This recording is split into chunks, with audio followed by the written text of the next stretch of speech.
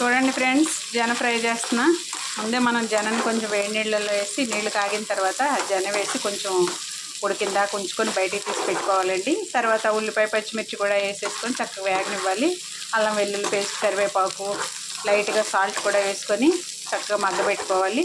ఇలా జనని ఉడికించిన జనని దీంతో పాటు వేయాలన్నమాట. వేసిన తర్వాత కొంచెం ఉప్పు, కారం, పసుపు కూడా యాడ్ చేసుకోవాలి. నేను యాడ్ చేస్తున్నాను చూడండి ఫ్రెండ్స్.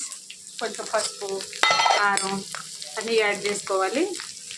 నీసు వాసన రాదనమాట, ఎందుకంటే మనం ఉడకబెట్టేసాం కదా ఆల్రెడీ. సో నీసు వాసన అయితే వచ్చే అవకాశమే లేదు. చక్కగా మగ్గబెట్టుకోవాలి.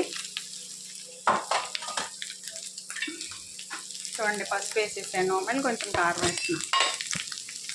కొంచెం కారం కూడా మీరు కారం ఎక్కువ తింటారా తక్కువ తింటారా మీ దాన్ని బట్టి వేసుకోండి. మేము కొంచెం ఎక్కువే తింటాం సో నేను కొద్దిగా ఎక్కువ వేసాను కారం. కారం ఎక్కువైపోద్దేమో అనుకుంటున్నారా? మీ టేస్ట్కి తగ్గట్టుగా వేసుకోండి ఫ్రెండ్స్. ఇలా నీట్గా చక్కగా సిమ్లో పెట్టుకొని మంచిగా ఫ్రై చేసుకోండి. కారం అయితే సరిపోలేదు, ఇంకొంచెం యాడ్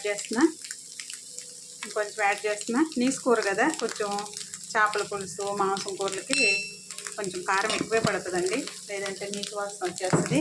కొంచెం కారం ఎక్కువే తింటాం మేము. ఇలా ఫ్రై చేసుకొని కొంచెం తర్వాత ఇది వేగిపోయిన తర్వాత కొద్దిగా గరం మసాలా కూడా వేసుకొని కొంచెం మగ్గనిచ్చిన తర్వాత లాస్ట్గా కొత్తిమీర గార్నిష్ చేసుకొని దించేసి వేడి వేడి అన్నంతో తినేయండి. ఓకేనా? బాయ్.